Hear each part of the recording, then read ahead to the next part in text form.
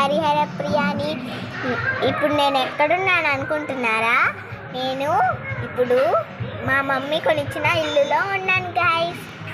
అంటే ఇదిగోండి నా టెంట్ ఇదే. ఉండండి,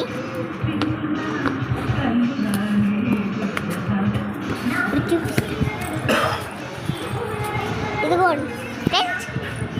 ఇది నా ఇల్లు అన్నమాట. ఇదిగోండి, చలిగా ఉందని వేసుకున్నాను. నెల్లూరులో వానలు అయితే నిన్నైతే పడింది గైస్. చాలా అయితే చాలా చలేస్తున్నదన్నమాట నెల్లూరులో. చాలా అయితే చాలా వస్తున్నదన్నమాట. మా మమ్మీ పిలుస్తున్నది. ఉండండి ఫ్రెండ్స్.